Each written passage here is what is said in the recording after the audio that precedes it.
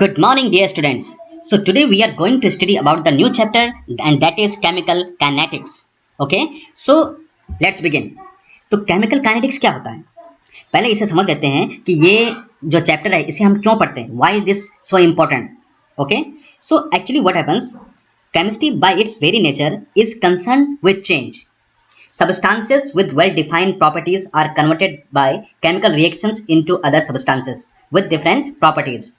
Okay, तो यहाँ पर हम पूरी जो हम केमिस्ट्री में देखते हैं ये चेंज पर आधारित है. ठीक है, किस तरीके से हम केमिकल चेंजेस को देखते हैं, किस तरीके से एक रिएक्टेंट दूसरे प्रोडक्ट में कन्वर्ट होता है, तो इन चीज़ों के बारे में हम यहाँ पर पढ़ते हैं. केमिकल रिएक्शन क्या है? Chemical reaction where there is the conversion of the reactant into the product, उसी को हम केमिकल रिएक्शन कहते हैं.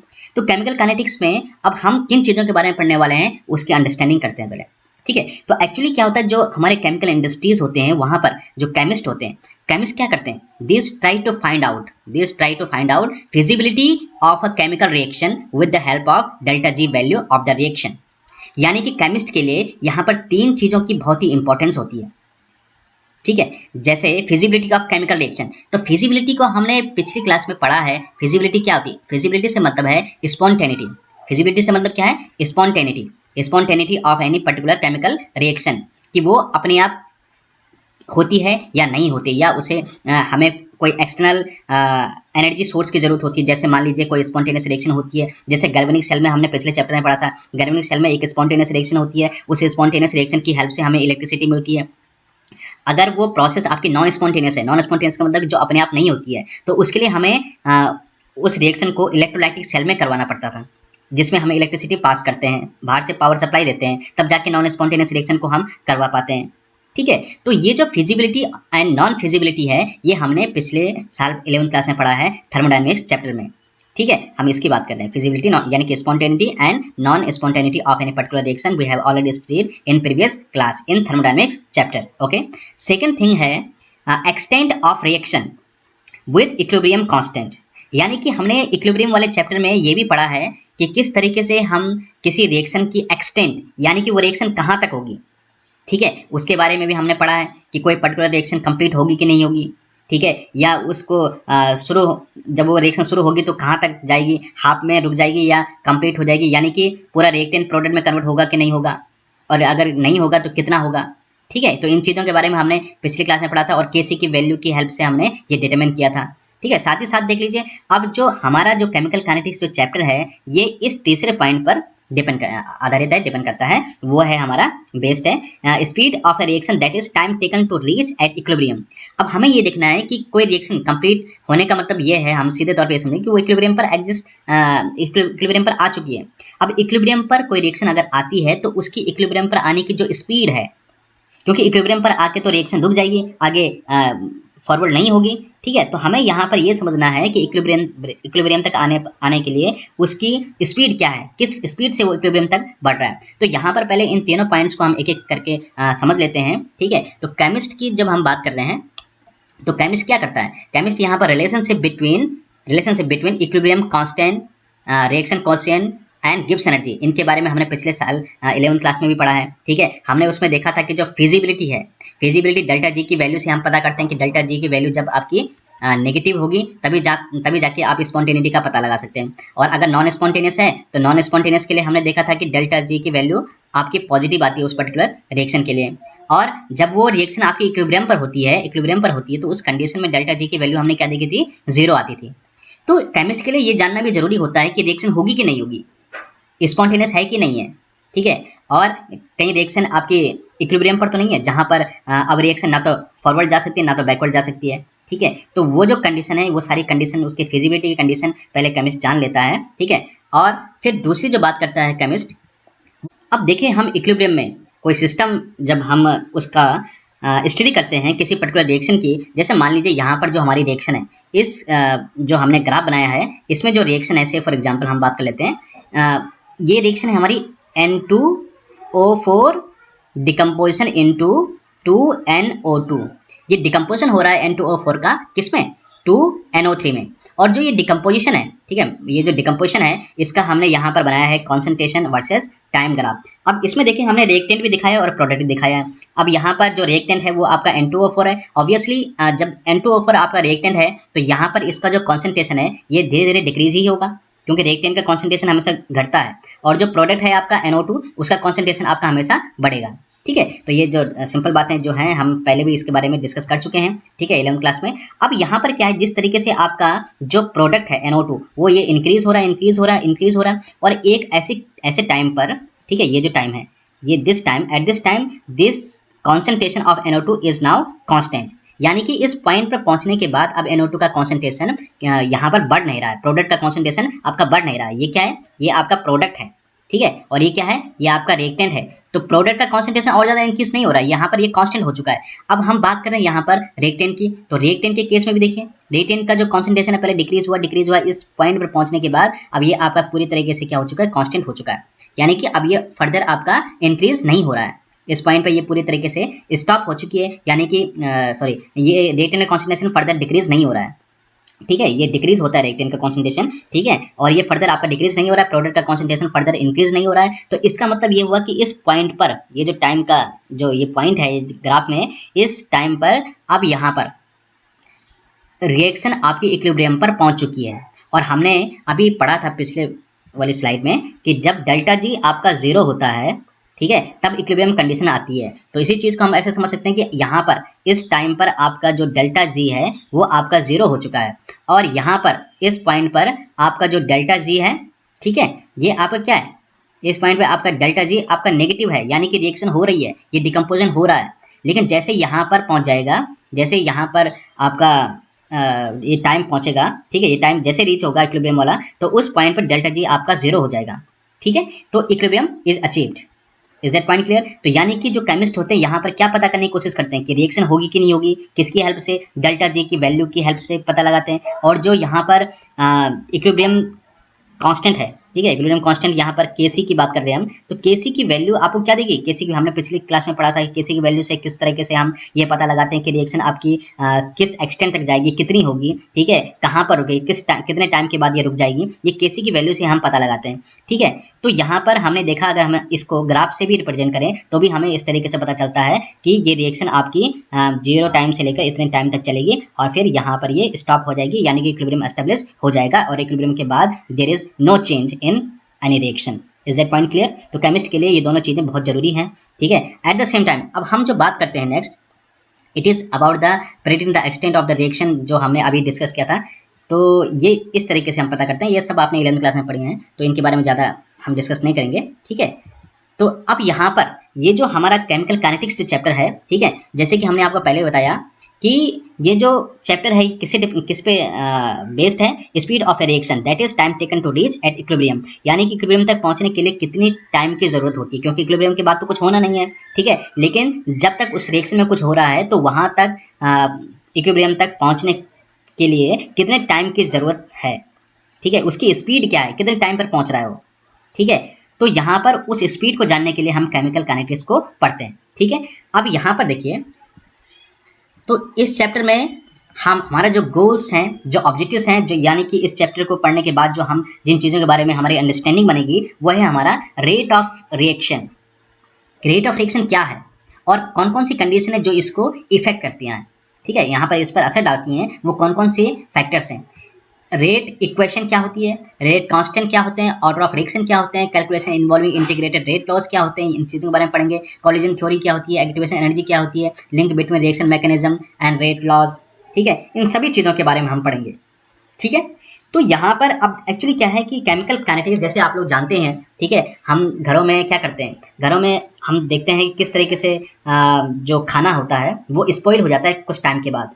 तो स्पॉइल क्यों होता है, स्पॉइल इसलिए होता है क्योंकि यहाँ पर उसमें केमिकल रिएक्शंस होने लगती हैं, और अगर हमें उस केमिकल रिएक्शन को रोकना है या उसकी जो स्पीड है उसे कम करना है तो हम क्या करते हैं, ठीक है, spoiling is a chemical reaction which is taking place in that food. So how to stop or decrease its speed of spoiling? Okay, what we do for that? We put the food in the freeze.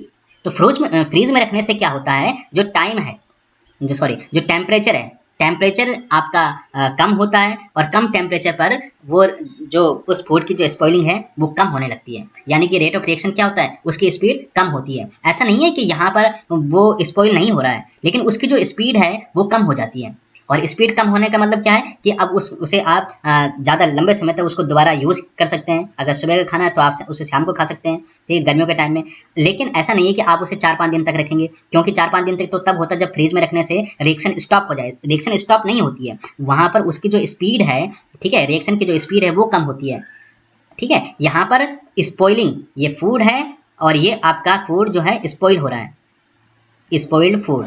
तो spoiled food में जब ये convert हो रहा है तो spoiled food, ये एक रिएक्शन हुई, food is converted into spoiled food. तो यहाँ पर जो कन्वर्जन है, ठीक है, इसकी फिजिबिलिटी है, यानी कि ये एक स्पॉन्टेनियस प्रोसेस है जो टाइम के साथ होगी।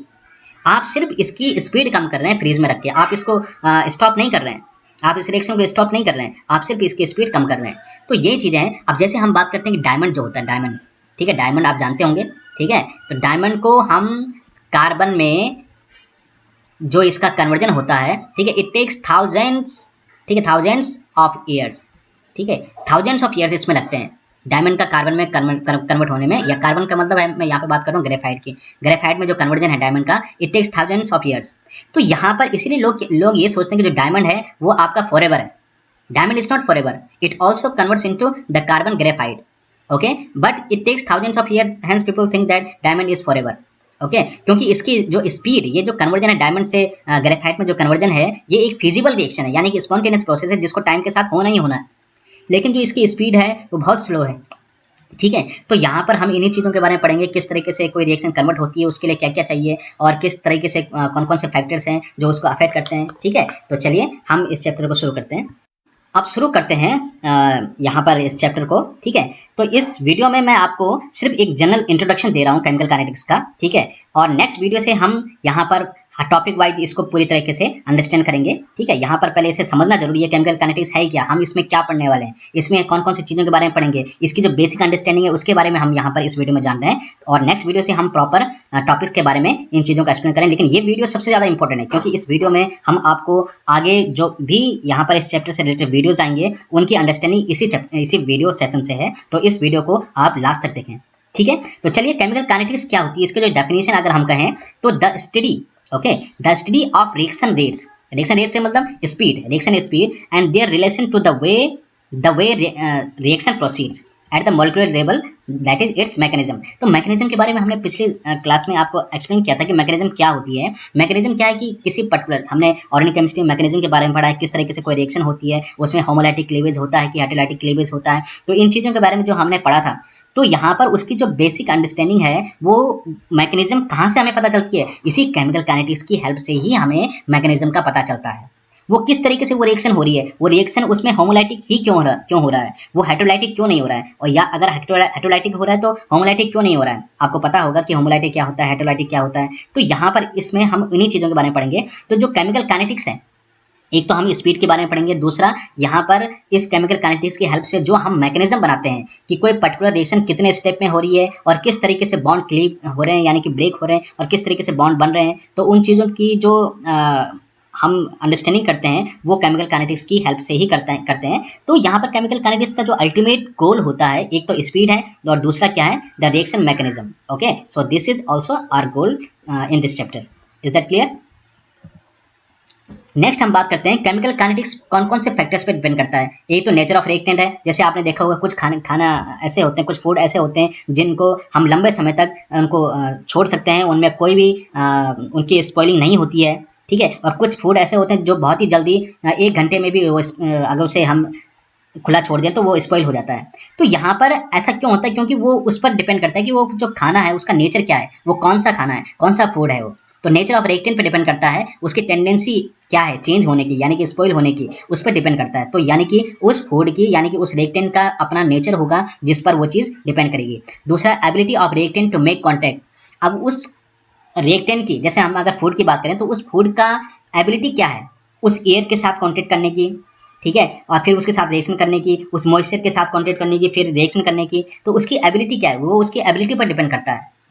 ठीक है। जैसे जो हमारे ड्राई फ्रूट्स होते हैं, ठीक है, ड्राई फ्रूट्स क्या होते हैं, उनकी उन पर एयर का मॉइस्चर का ज़्यादा असर नहीं पड़ता, इसलिए वो ख़राब नहीं होते हैं। लेकिन जो हमारे नॉर्मल फ्रूट्स होते हैं, ठीक है, तो उनमें हम देखते हैं कि वो आसानी से आपके स्पॉइल हो जाते हैं। तो वो उनकी एबिलिटी है to come in contact with the moisture air, ठीक है, due to which they are spoiled. Okay, दूसरा है टेम्परेचर। तो टेम्परेचर का मैंने आपको बताया था, फ्रीज सबसे अच्छा एग्जांपल है इस चीज़ का, किस तरीके से यहाँ पर टेम्परेचर को इफेक्ट करने से हम यहाँ पर फूड को ज़्यादा लंबे समय तक यूज़ कर सकते हैं। दूसरा है कैटलिस्ट। तो कैटलिस्ट के बारे में भी हम इस चैप्टर में डिटेल में पढ़ेंगे। Catalyst are what? Catalyst increase the rate of the reaction, ठीक है, ये रेट ऑफ द रिएक्शन को बढ़ाती हैं और हमेशा बढ़ाती हैं। यहाँ पर कभी भी कैटलिस्ट रेट ऑफ रिएक्शन को घटाती नहीं है, ठीक है, उनको इनहिबिटर्स कहते हैं, उनको हम पॉइजन कहते हैं जो घटाते हैं। कैटलिस्ट हमेशा इंक्रीज करते हैं। कॉन्सेंट्रेशन, इसके बारे में भी हम पढ़ेंगे किस तरीके से हमारा कॉन्सेंट्रेशन रेट ऑफ रिएक्शन को इफेक्ट करता है, चाहे कॉन्सेंट्रेशन ऑफ रिएक्टेंट की बात करें या प्रोडक्ट की बात करें। तो यहाँ पर और कौन सा यहाँ पर नहीं करता है, ठीक, कौन सा रिएक्टेंट यहाँ पर कोई भी इफेक्ट नहीं करता, ये सारी चीज़ों के बारे में हम पढ़ेंगे। कॉन्सेंट्रेशन का क्या इफेक्ट है रेट ऑफ रिएक्शन पर, इन सभी चीज़ों के बारे में हम यहाँ पर डिटेल में पढ़ेंगे, ठीक है। तो जैसे मान लीजिए यहाँ पर रेट क्या है, ठीक है, rate is how much a quantity changes in a given period of time, ठीक है। अब क्वांटिटी चेंजेस, तो मान लीजिए क्वांटिटी का मतलब हम समझ लेते हैं कि डिस्टेंस से समझ लेते हैं। The speed a car is driven is a rate. जो स्पीड का मतलब हुआ यहाँ पर रेट से, the distance a car travels, ठीक है, वो हो गया आपका, ठीक है।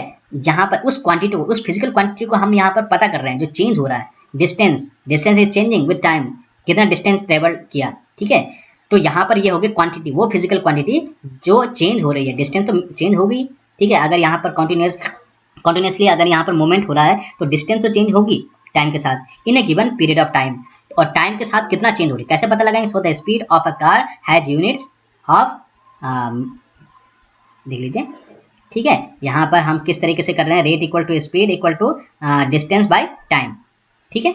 तो यहाँ पर मीटर इन पर आर के हिसाब से भी कर सकते हैं हम इसको, किलोमीटर पर आर के हिसाब से भी कर सकते हैं इसको, आप किलोमीटर पर आर के हिसाब से भी पता कर सकते हैं, मीटर पर आवर के हिसाब से भी कर सकते हैं इसको, ठीक है। तो ये आप पे डिपेंड है कि आप इसे किस यूनिट में पता करना चाहते हैं। तो ये हो गया आपका रेट। तो जनरल इसको हमने फिजिकल वर्ल्ड एग्जाम्पल से इसको समझा है, ठीक है।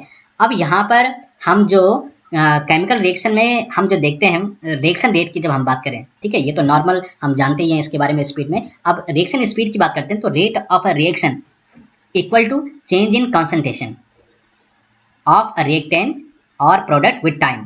तो सेम उसी की तरह जिस तरीके से डिस्टेंस चेंज हुआ था, यहाँ पर हम कॉन्सेंट्रेशन की बात कर रहे हैं, यहाँ पर हमने डिस्टेंस की बात की थी, यहाँ पर हमने डिस्टेंस की बात की थी, और यहाँ पर हम किसकी बात कर रहे हैं, कॉन्सेंट्रेशन की, ठीक है। Concentration is also the quantity, okay, and this is change in concentration and change in time. कितने टाइम में? मान लीजिए 0 टाइम पर आपने शुरू किया और ये आपका 10 मिनट पर कंप्लीट हुआ, तो यहाँ पर क्या आ जाएगा, चेंज कितना हुआ? मान लीजिए यहाँ पर आपका पहले जो कंसंट्रेशन था वो 10, ठीक है, मोल पर लीटर था, बाद में हो गया कितना, 5 मोल पर लीटर। तो चेंज कितना हुआ, 5 का चेंज हुआ, डिवाइड बाय टाइम कितना हुआ, 10 माइनस 0 इक्वल टू 10 मिनट, ठीक है। यहाँ पे कितना का चेंज हुआ, 10 माइनस 5 इक्वल टू 5। तो 5 का चेंज हुआ, यहाँ पर 10 का चेंज कितना आ गया, ये आपका 1/2 आ गया आंसर, इस तरीके से।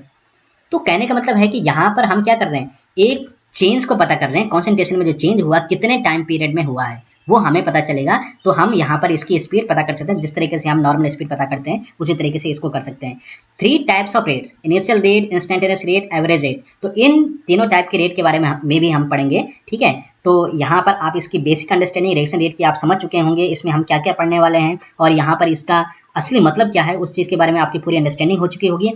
तो आई होप आप इसका बेसिक इंट्रोडक्शन समझ चुके होंगे। तो मेरी आपसे एक रिक्वेस्ट है कि आप इस रेट ऑफ रिएक्शन, ये जो केमिकल काइनेटिक्स जो हम पढ़ रहे हैं, इसकी हर वीडियो को लगातार देखते रहें, ठीक है। And this chapter is very very important, and from this chapter simple theoretical questions and also the numerical questions are asked, okay, so please watch every video of this chapter, okay. I hope you must be understanding the concept here, and if you have any doubt, if there is any problem, you please comment, okay, in the same video, please, okay, and then I will definitely clear your doubts, okay, and by making the video or by replying, okay, on your doubts, okay. So please do comments, and if you like the video, if you are understanding well, so please give a like, okay, and share this video to your friends, okay, and subscribe, uh, so that you can get the videos from us. Okay, and press the bell icon there, and so that you can get the latest updates of the chemistry lectures. Okay, thank you so much.